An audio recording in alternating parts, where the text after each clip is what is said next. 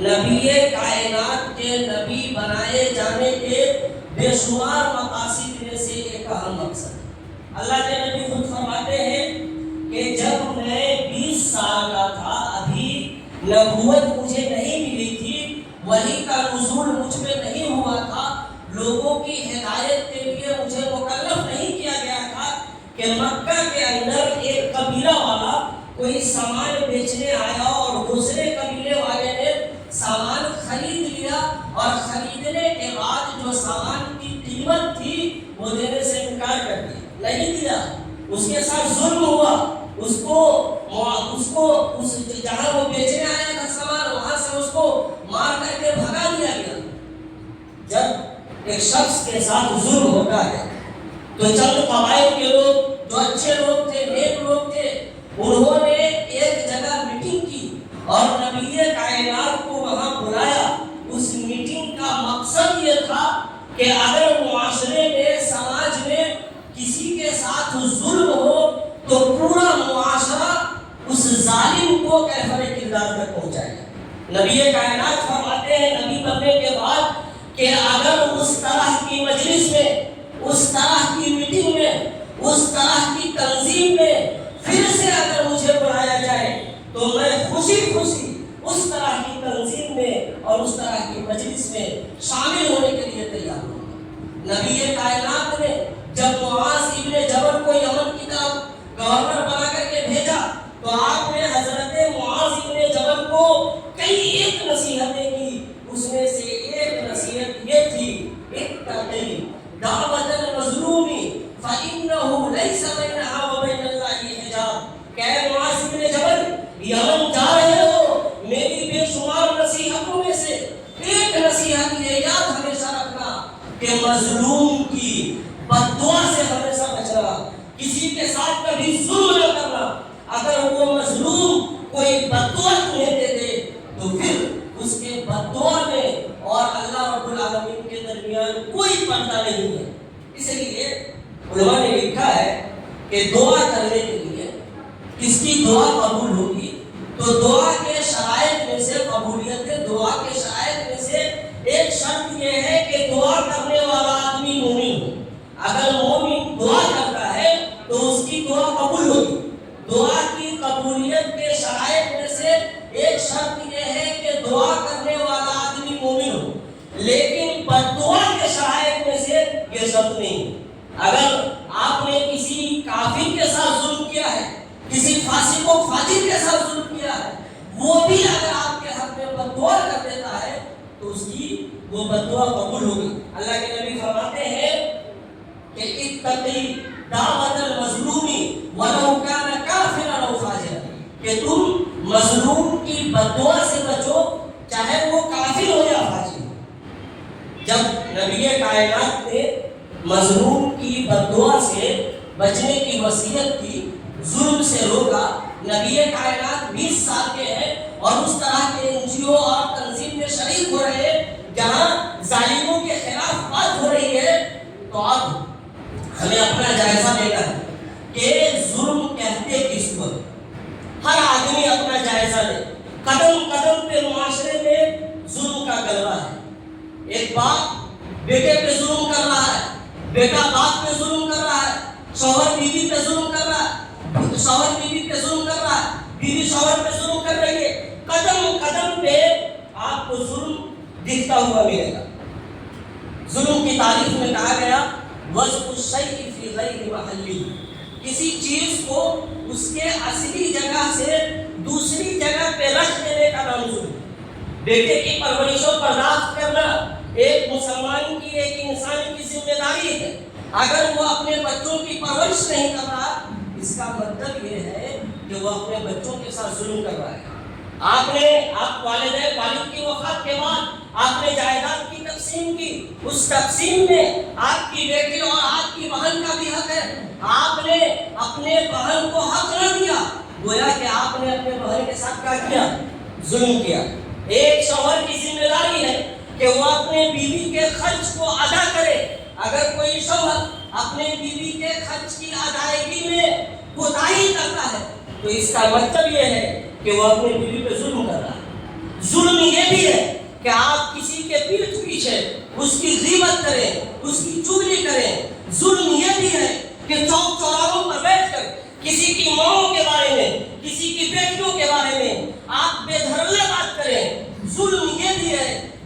साथ चलते हुए रास्ते पर तकलीफ दे चीज को रख दें। जुल्म ये भी है कि जो लोगों के रास्ते हैं, लोगों की गुजरगाहें हैं, उस गुजरगाह में कोई ऐसी चीज आप डाल दें जिससे लोगों को तकलीफ हो रही है। ये जो तमाम शक्लें हैं, ये जो तमाम चीजें हैं, उसका ताल्लुक जुल्म से। हर वो चीज जो आप अंजाम दे रहे हैं, हर वो काम जो आप अंजाम दे रहे हैं और आपके दिल में अगर खटक जाए कि ये जो मैं काम कर रहा हूँ इसमें कहीं ना कहीं फॉल्ट है, इसमें कहीं ना कहीं गलती है, इसका मतलब ये है कि आप जुल्म को अंजाम दे रहे हैं, आप अपने आप को जालिमों में शुमार कर रहे हैं। अगर आप बात करते हुए किसी से झूठ बोल रहे हैं, अगर आप किसी को धोखा दे रहे हैं, इसका मतलब ये है कि उसके साथ आप जुल्म कर रहे हैं। अल्लाह के नबी फरमाते हैं, एक हदीस कुदसी है, अल्लाह के रसूल कहते हैं कि अल्लाह पाक ने फरमाया, इन्नी हरमतु अज़्ज़ुल्म अला नफ्सी वजअलतुहु बैनकुम हरामन, कि मेरे बंदो, मैंने अपने आप पे जुल्म को हराम कर दिया है, इसलिए तुम लोग भी अपने आप को जुल्म से बाज रखो। जुल्म को अल्लाह पाक ने अपने लिए भी हराम किया है, यानी अल्लाह पाक खुद फरमाते हैं कि जुल्म को हमने अपने लिए भी हराम कर लिया। जो चीज अल्लाह पाक ने अपने लिए हराम कर रखी हो, क्या किसी मोमिन को, क्या किसी मुसलमान को, क्या किसी अल्लाह और उसके रसूल पे ईमान लाने वाले को ये शोभा देगा कि वो जुल्म करे? कभी नहीं देगा। अल्लाह के रसूल एक हदीस में फरमाते हैं, मन इग़्तसबा शिब्रन मिनल अर्ज़ि जुल्मन, कि किसी ने अगर किसी आदमी की एक बालिश्त जमीन भी जुल्मन गसब कर लिया हो, किसी भाई की, किसी मुसलमान की, किसी बहन की, किसी बेटे की, अपनी बहन की, अपनी बेटी की, अगर एक बालिश्त जमीन भी नाजायज कब्जा कर लिया हो, बरोसे क़यामत 7 जमीनों का तौक उसके गर्दन में पहनाया जाए।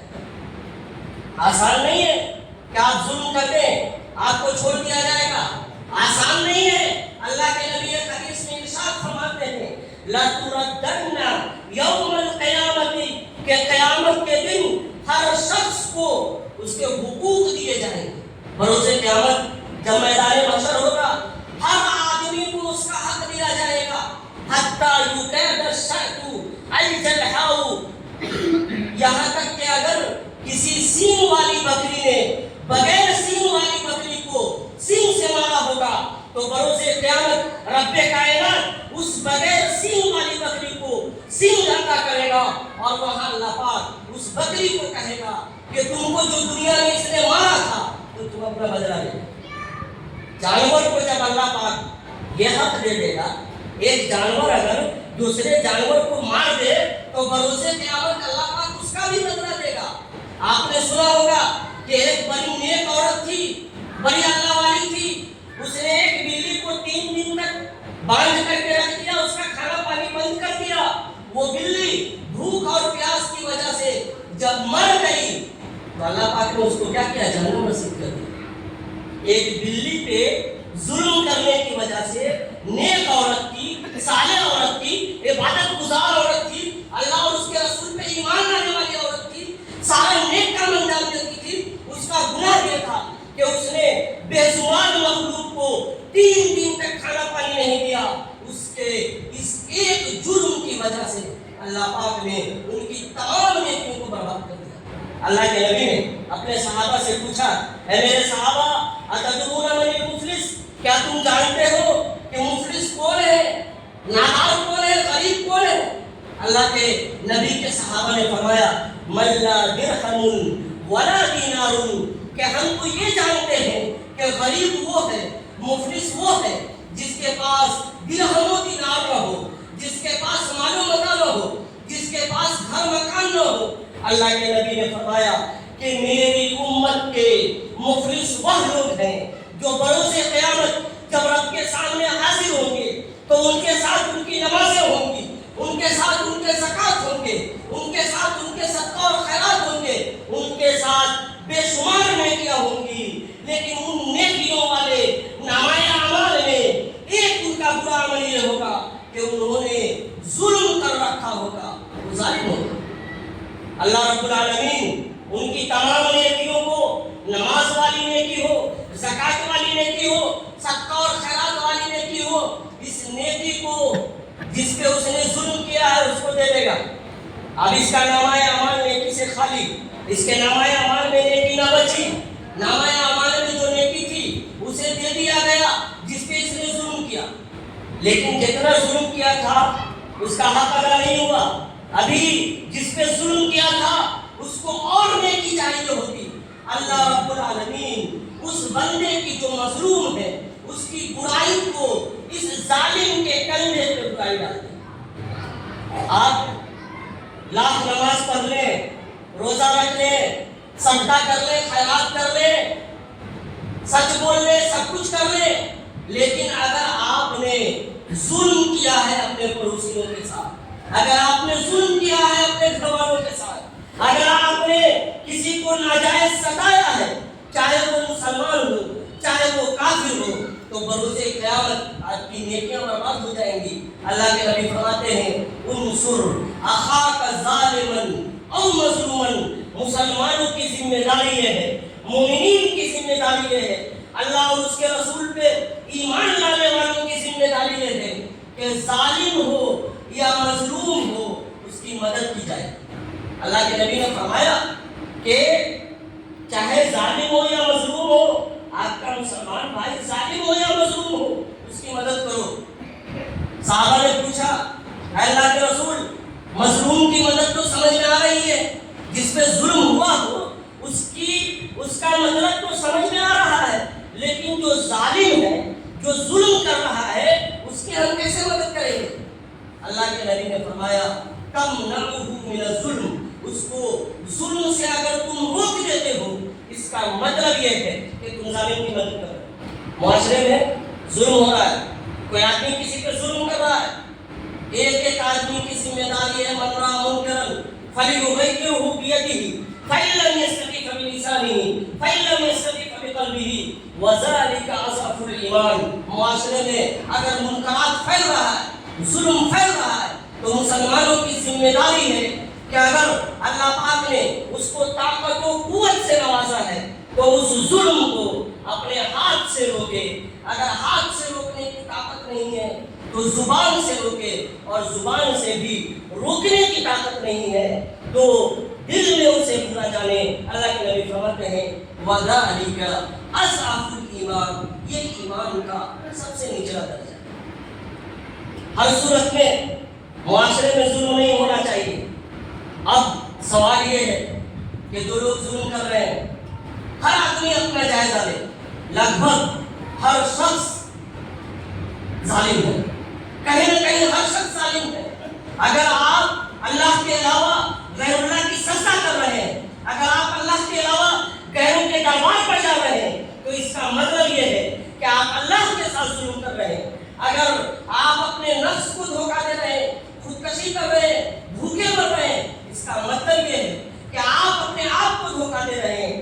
اور اگر کسی معاشرے میں جی رہے لوگوں کو پریشان کر رہے ہیں تو اس کا مطلب یہ کہ آپ ان کو دھوکہ دے رہے ہیں۔ جو بستیاں ہلاک ہوئی ہیں، جو اقوام ہلاک ہوئے، قوم عاد ہو، قوم سمود ہو، یہ تو آپ نے سنا ہوگا کہ اللہ پاک نے ان اقوام کو ہلاک و برباد کر دیا۔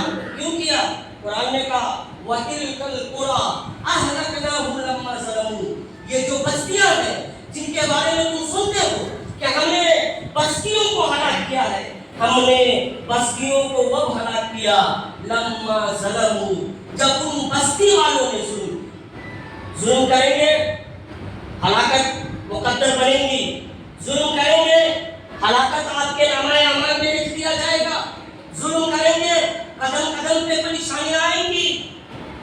آج پورا معاشرہ پانی کی چپیٹ میں نہیں ہو رہا ہے، پانی ایک ایک قطرے کو لوگ ترس رہے ہیں۔ جائزہ لے کہ ہم نے کہاں ظلم کیا ہے، جائزہ لے کہ جس زمین سے ہم پانی کے لیے ترس رہے ہیں، جو زمین ہمیں پانی نہیں دے رہا ہے، اس زمین پہ جینے والوں انسانوں کے ساتھ ہم نے کیا کیا سلوک کیا ہے۔ جس گھر میں پانی نہیں آ رہا ہے، آپ اپنے گھر کا جائزہ لیں کہ کیا آپ نے اپنے گھر کے ایک ایک فرد کے ساتھ انصاف کیا ہے یا نہیں. اگر اللہ پاک نے آپ کو 5 اولاد دیا ہے، 5 کے ساتھ آپ نے انصاف کیا ہے نہیں. اگر اللہ پاک نے آپ کے گھر میں 5 بیٹیاں عطا کی ہے، 5 انصاف کے ساتھ رہ رہی ہے یا نہیں. 5 بیٹے کی 5 بیوی ہے، ایک باپ یا ایک ماں، ایک ساس یا ایک سسر 5 بہوؤں کے ساتھ یکساں سلوک کر رہا ہے یا نہیں. اگر آپ یکساں سلوک نہیں کر رہے ہیں تو اس کا مطلب یہ ہے کہ آپ ظالم ہیں. اس کا مطلب یہ ہے کہ ہلاکت و بربادی آپ کا مقدر ہے.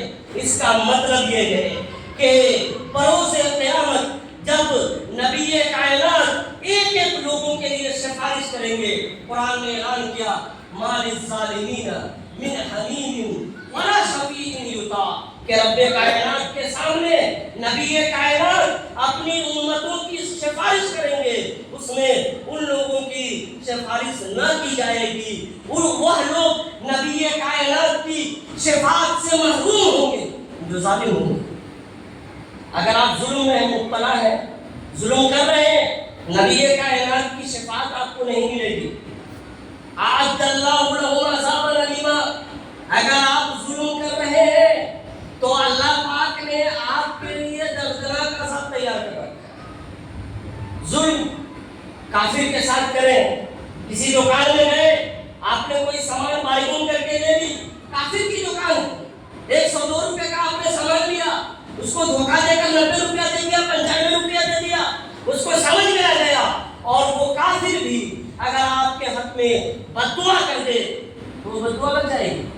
حضرت سعد ابن ابی وقاص کو اللہ کے رسول کے صحابی حضرت عمر ابن خطاب نے کوفہ کا گورنر بنایا تھا اپنے دور حکومت. حضرت سعد ابن ابی وقاص صحابی رسول ہے، ان کو حضرت عمر ابن خطاب نے کوفہ کا گورنر بنا دیا. سعد کے بارے میں لوگوں نے حضرت عمر کے پاس آ کر شکایت کر دی کہ حضرت سعد کو جو آپ نے کوفہ کا گورنر بنایا ہے وہ وہاں بہت ظلم کرتا ہے، بڑی لمبی لمبی نمازیں پڑھاتا ہے، ضعیفوں کا بچوں کا خیال نہیں کرتا. حضرت عمر ابن خطاب نے سعد کو خط لکھا، مدینہ بلایا، اے سعد ابن ابی وقاص تمہارے بارے میں ایسی ایسی خبریں آئی ہیں کہ ہم نے تمہیں گورنر بنایا ہے، اس گورنری کا تم ناجائز استعمال کرتے ہو، لوگوں پہ ظلم کرتے ہو. حضرت سعد بن ابی وقاص نے امیر المومنین حضرت عمر بن خطاب سے فرمایا کہ آپ کے پاس جو باتیں آئی ہیں ان باتوں میں کوئی سچائی نہیں. حضرت عمر بن خطاب امیر المومنین ہے، بادشاہ کیسا ہوتا ہے، مسلمانوں کا سردار کیسا ہوتا ہے، مسلمانوں کا رہبر و رہنما کیسا ہوتا ہے. حضرت عمر بن خطاب نے نہ سعد کی بات پہ اعتماد کیا، نہ جو آدمی لے کر کے آیا تھا پیغام اس کی بات پہ اعتماد کیا، بلکہ حضرت عمر بن خطاب نے چند لوگوں کی جماعت بنائی اور ان کو کوفہ بھیجا کہ جاؤ کوفہ کے گلیوں میں گھومنا، کسی کو یہ نہ کہنا کہ امیر المومنین نے بھیجا ہے، کسی کو یہ نہ بتانا کہ ہم سعد کے بارے میں تفتیش کرنے آئے ہیں، کسی کو یہ نہ بتانا کہ سعد جو ظلم کر رہا ہے اس کی کھوج میں آئے. پوشیدہ رہنا، لوگوں سے پوچھنا، گلی میں گھومنا، مسجد میں نماز پڑھنے جانا، شام میں باہر میں لوگ ملاقات ہو پوچھنا کہ سعد کیسا ہے، ایسا ان کو لگے کہ یہ کوئی انجان ہے. حضرت عمر بن خطاب نے جن لوگوں کو بھیجا کہ وہ کوفہ پہنچے، گلی میں جاتے تھے، چند لوگوں سے ملاقات ہوتی، حضرت سعد کے بارے میں پوچھتے کیسا ہے گورنر. مسجد میں نماز کے بعد کسی محلے میں جاتے، چند لوگوں کو بیٹھاتے، گورنر کیسا ہے، خیال کر رہا ہے کہ نہیں کر رہا ہے. تمام لوگوں نے مثبت جواب دیا. ایک آدمی نے حضرت سعد ابن ابی وقاص کے بارے میں بتایا کہ حضرت سعد ابن ابی وقاص انصاف نہیں کرتے ہیں، رعایا کے ساتھ ظلم کرتے ہیں. جب حضرت سعد کو پتہ چلا تو حضرت سعد ابن ابی وقاص نے آسمان کی طرف ہاتھ اٹھایا، اللہ کے بارگاہ میں بد دعا کی کہ اے اللہ اگر یہ شخص جھوٹا ہے تو تو اس کی بینائی چھین لے، اے اللہ اگر یہ شخص جھوٹا ہے تو تو اسے لمبی عمر عطا کر، اگر یہ شخص جھوٹا ہے تو تو اسے فتنہ میں مبتلا کر. راوی حدیث بیان کرتے ہیں کہ جس آدمی کے بارے میں حضرت سعد ابن ابی وقاص نے بد دعا کی تھی جس آدمی نے حضرت سعد بن ابی وقاص پہ جھوٹا الزام لگایا تھا، ہم نے اپنی آنکھوں سے دیکھا کہ آخری عمر میں وہ آدمی کی بینائی سلب ہو گئی، وہ آدمی نابینا ہو گیا، چوک چوراہوں پر گھومتا تھا تو بوڑھی عورتوں کو چھیڑتا تھا۔ وہ آدمی اتنی اللہ پاک نے اسے اتنی زیادہ عمر عطا کر دی کہ وہ آدمی خود کے لیے بوجھ ہو گیا۔ جب لوگ اس سے ملتے تو وہ آدمی خود اقرار کرتا کہ حضرت سعد کی ہمیں بد دعا لگ گئی۔ حضرت سعد ابن ابی وقاص کے بارے میں جو ہم نے جھوٹ بیانی دی تھی، اس جھوٹ بیانی کے عوض میں حضرت سعد ابن ابی وقاص نے رب کے دربار میں جو ہمارے تعلق سے بد دعا کی تھی، وہ بد دعا قبول ہوئی۔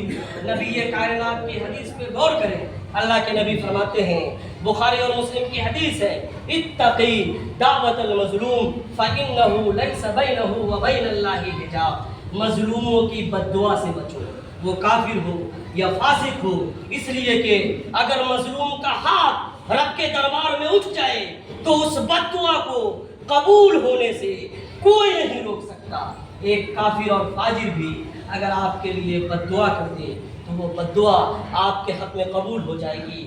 آج کے حالات، ایک آدمی پریشان ہے، حالات اس بات کا تقاضا کر رہا ہے کہ ہر آدمی اپنے گریبان میں جھانکے، اپنے آپ میں دیکھے کہ وہ اپنے گھر والوں کے ساتھ تو ظلم نہیں کر رہا، وہ اپنے پاس پڑوس کے لوگوں کے ساتھ ظلم تو نہیں کر رہا، اس کے چند بیٹے باہر میں جا کر کے کما کر کے پیسہ بھیج رہے، ان پیسوں کے ساتھ وہ ظلم تو نہیں کر رہا۔ اس طرح کی بے شمار ایسی چیزیں ہیں جن پہ ہمیں غور کرنے کی ضرورت ہے۔ اگر آپ کے گھر میں 5 بیٹیاں ہیں تو 5 کے ساتھ آپ انصاف کر رہے ہیں کہ نہیں؟ 5 بیٹے کی 5 کتب ہیں، 5 کے ساتھ آپ یکساں سلوک کر رہے ہیں کہ نہیں؟ آپ اپنی ایک اولاد کے ساتھ انصاف کر رہے ہیں کہ نہیں؟ پڑوسیوں کے